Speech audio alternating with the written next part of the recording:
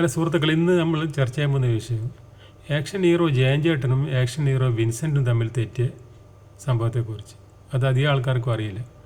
ഇതിന് മുൻപ് ജയൻ ചേട്ടനും സോമേട്ടനും തമ്മിലുള്ള പണക്കത്തെക്കുറിച്ചുള്ള ആൾക്കറിയാം. ഇവിടെ കാറ്റിന് സുഗന്ധം എന്ന സിനിമയിൽ രണ്ടുപേർ തെറ്റിയത്, ഏകദേശം കയ്യാങ്കളിയോളം എത്തിയത്.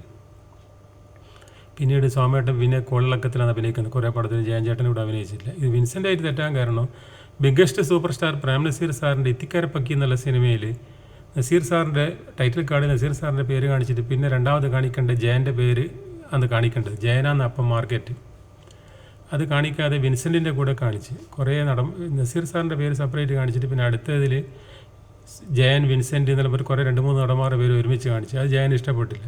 ജയൻ ടൈറ്റിൽ കാർഡ് തയ്യാറാക്കുന്നിടത്ത് പോയിട്ട് പറഞ്ഞു, എന്താ മിസ്റ്റർ നിങ്ങൾ കാണിച്ചിരിക്കുന്നത്, നസീർ സാറ് കഴിഞ്ഞാൽ പിന്നെ എൻ്റെ പേരിൽ കൊടുക്കേണ്ടത്. അത് വിൻസെൻ്റ് അറിഞ്ഞ് വിൻസെൻറ്റിന് ജയനോട് ദേഷ്യം വന്നു. കാരണം എന്ന് പറഞ്ഞാൽ അതിന് മുൻപുള്ള എല്ലാ പടത്തിലും വിൻസെൻറ്റ് നായകനായ പടത്തിൽ ജയൻ ചേട്ടൻ വിൻസെൻ്റിൻ്റെ പടത്തിൽ ചെറിയ റോളിൽ അഭിനയിക്കുന്ന നടനാണ്, വില്ലനായിട്ടും. പിന്നീട് ജയൻ ചേട്ടൻ ആക്ഷൻ ഹീറോ ആയ സമയത്തും വിൻസെൻറ്റ് പണ്ടത്തെ ഹീറോ ആണല്ലോ. അപ്പോൾ വിൻസെൻറ്റിനെ താഴ്ത്തി കെട്ടിയത് വിൻസെൻ്റ് ഇഷ്ടപ്പെട്ടില്ല. അതിനുശേഷം വിൻസെൻറ്റ് ജയൻ ചേട്ടൻ്റെ ഒരു പടത്തിലും ജയൻ ചേട്ടൻ നായകനായ ഒരു പടത്തിലും വിൻസെൻ്റ് അഭിനയിച്ചിട്ടില്ല. ജയൻ ചേട്ടൻ മരിക്കുന്നവരെ വിൻസെൻറ്റ് ജയൻ ചേട്ടൻ്റെ പടത്തിൽ അഭിനയിച്ചിട്ടില്ല. അന്ന് ഇതൊരു ചർച്ചാ വിഷയമായിരുന്നു. വിൻസെൻറ്റും ജയനും തമ്മിൽ നേരിട്ടിട്ടുള്ള വാക്ക് തർക്കങ്ങൾ ഉണ്ടായിട്ടില്ല. പക്ഷേ അത് വിൻസെൻറ്റിനെ വേദനപ്പെടുത്തി എന്ന് പറഞ്ഞിട്ട് അന്നത്തെ മാസികകളിൽ എഴുതിയിരുന്നു. അതിനെക്കുറിച്ച് ഞാൻ ഇത് പറഞ്ഞത്. കാരണം ഇത് അധികം പേർക്കും അറിയില്ല ഈ സംഭവം. ഓക്കെ.